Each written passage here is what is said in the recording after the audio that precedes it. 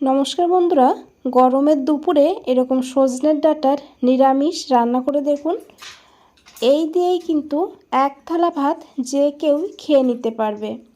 খুবই সাধারণ আর simple recipe, তবে খেতে অসাধারণ হয়। চলুন তাহলে রেসিপিটা দেখে নেওয়া যাক। তো এই সজনের ডাঁটার রেসিপি বানানোর জন্য এখানে দেখুন আমি কিছু সজনের ডাঁটা নিয়েছি। ডাঁটাগুলোকে এইভাবে কেটে নিতে হবে। ডাঁটার উপরে যে আঁশটা থাকে সেটা কিন্তু তুলে বাদ দিতে হবে, এইভাবে একটু কেটে নিতে হবে। তো দেখুন আমি ডাঁটাগুলোকে কেটে নিয়েছি, তবে আমি আমার প্রয়োজন মতন ডাঁটা নিয়েছি, আপনারা আপনাদের প্রয়োজন মতন নিয়ে নেবেন। আর এখানে আমি একটা আলু নিয়েছি, তো আমি যতটা ডাঁটা নিয়েছি সেই পরিমাণ বুঝে কিন্তু আলুটাও নিয়েছি। আলুটাকেও এইভাবে লম্বা করে একটু পাতলা করে কেটে নিতে হবে। এখন এই ডাঁটা আর আলুটাকে খুব ভালো করে দেখুন ধুয়ে নিয়েছি। এদিকে গ্যাসের চুলাতে একটা কড়াই বসিয়ে দিয়েছি। কড়াইটাকে গরম করে দিয়েছি 1 চামচ সর্ষের তেল, তারপরে দিয়েছি অল্প করে একটু লবণ।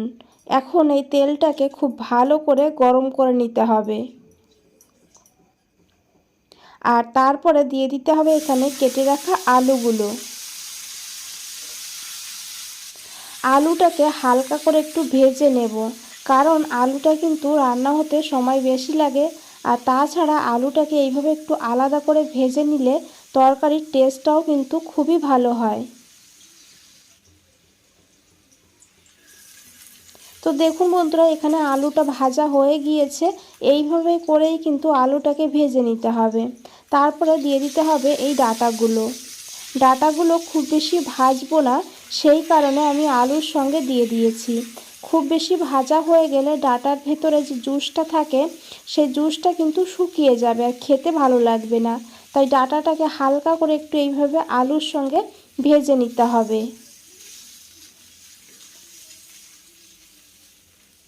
দেখুন বন্ধুরা, এখানে আলু আর ডাঁটাটা ভাজা হয়ে গিয়েছে। এখন এই আলু আর এই ডাঁটাটাকে তুলে নিতে হবে।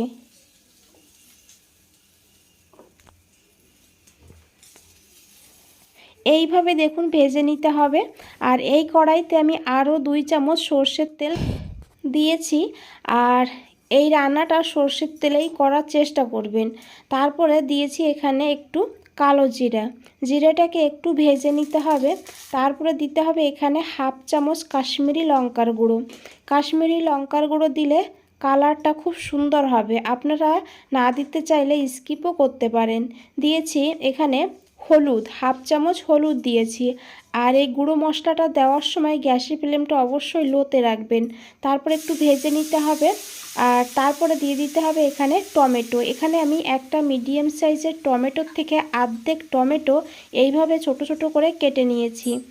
আর এখন এই টমেটোটাকে ভালো করে একটু এই মশলার সঙ্গে মিশিয়ে নিতে হবে।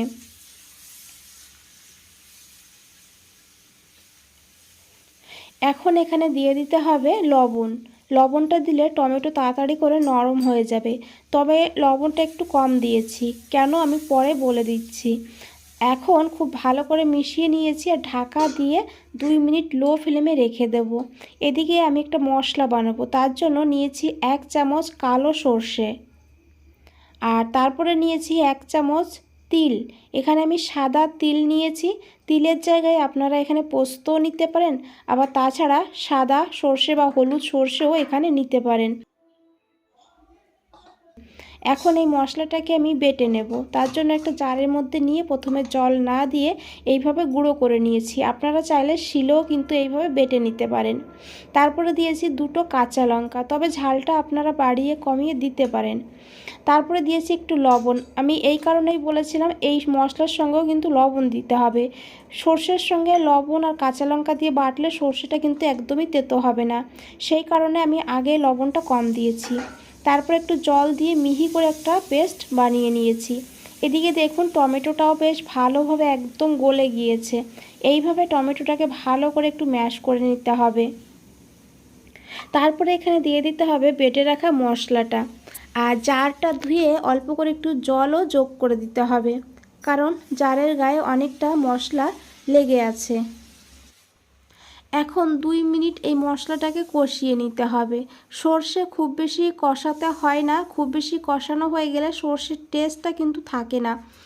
সেই কারণে এখানে 2 মিনিট কষাবো। যেহেতু তিল দিয়েছি কাঁচা, তিলটাকেও একটু কষাতে হবে, সেই কারণে 2 মিনিট কষিয়ে নিলেই হবে। তো দেখুন খুব ভালো করে আমি এখানে মিশিয়ে কষিয়ে নিয়েছি 2 মিনিট, আর মশলার থেকে দেখুন তেলও ছেড়ে দিয়েছে। এইভাবে কিন্তু মশলাটাকে কষিয়ে নিয়ে তারপরে দিতে হবে এখানে ভেজে রাখা আলু আর ডাঁটাগুলো। বন্ধুরা একবার হলেও এই রেসিপিটা বানিয়ে দেখবেন এইভাবে, গরম ভাতের সঙ্গে আর কিচ্ছু লাগবে না, এতটা ভালো হয় খেতে। আর বাচ্চা থেকে বড় সকলেই কিন্তু এটা খুশি হয়ে খাবে। তো দেখুন আমি ডাঁটাগুলোকে দিয়ে খুব ভালো করে এইভাবে কষিয়ে কষিয়ে কিছু সময় রান্না করে নিয়েছি। এইভাবে যে কোনো রান্নায় একটু কষিয়ে কষিয়ে রান্না করলে সময় নিয়ে, তাহলে কিন্তু রান্নার স্বাদটা দ্বিগুণ হয়ে যায়। এখন এখানে দিয়ে দিতে হবে জল।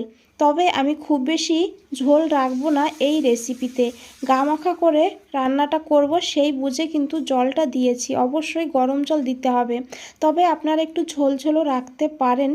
তো এইভাবে আমি জল দিয়ে খুব ভালো করে মিশিয়ে নিয়েছি। এখন ঢাকা দিয়ে 4 মিনিট রান্না করব লো টু হাই ফ্লেমে। 4 মিনিট হয়ে গিয়েছে, ঢাকনাটা খুলে নিয়েছি। এখন খুব ভালো করে মিশিয়ে নেব। আর আলুটা কিন্তু প্রায় সেদ্ধ হয়ে গিয়েছে, সামান্য একটু বাকি আছে সিদ্ধ হতে। বাকি রান্না করতে করতে আলুটা পুরোপুরি সিদ্ধ হয়ে যাবে। এখন এখানে দিয়ে দিয়েছি 2টো চেরা কাঁচা লঙ্কা, সুন্দর একটা ফ্লেভারের জন্য। আর ঝালটাকে দিয়ে খুব ভালো করে একবার মিশিয়ে নেব। আর তারপরে এখানে দিয়ে দেব হাফ চামচ কাঁচা সর্ষের তেল। কাঁচা সর্ষের তেলটা অবশ্যই দেওয়ার চেষ্টা করবেন, যেহেতু সর্ষে বাটা আছে, আর সর্ষে বাটার মধ্যে একটু সর্ষের তেল দিলে ফ্লেভারটা কিন্তু দারুণ হয়। তারপরে ঢাকা দিয়ে আমি লো ফ্লেমে 2 মিনিট রান্না করে নিয়েছি। তারপরে গ্যাসটা বন্ধ করে 5 মিনিট স্ট্যান্ডিং টাইমে দিয়ে নিয়েছিলাম। আশা করি বন্ধুরা দেখে বুঝতেই পেরেছেন কতটা লোভনীয় লাগছে। তো বন্ধুরা একবার হলো এইভাবে বানিয়ে দেখবেন। বন্ধুরা রেসিপিটা ভালো লাগলে অবশ্যই একটা লাইক করে দেবেন, আর চ্যানেলটাকে সাবস্ক্রাইব করে পাশে থাকবেন। তো দেখুন এখানে আলুটাও ভালোভাবে সিদ্ধ হয়ে গিয়েছে, আর রান্নাটা কিন্তু একদমই কমপ্লিট হয়ে গিয়েছে। এইভাবে রান্না করে এই গরমের দুপুরে গরম গরম ভাতের সঙ্গে খেয়ে দেখুন, দুর্দান্ত লাগবে। আবারও বলছি বন্ধুরা, যদি ভালো লেগে থাকে রেসিপিটা অবশ্যই একটা লাইক করবেন, শেয়ার করবেন যতটা সম্ভব বন্ধুদের কাছে। বন্ধুরা আজ তাহলে এই পর্যন্তই, ফিরে আসছি নতুন কোনো রেসিপি নিয়ে। ভালো থাকবেন, সুস্থ থাকবেন, সবাইকে অনেক অনেক ধন্যবাদ এত সময় ধৈর্য ধরে রেসিপিটা দেখার জন্য।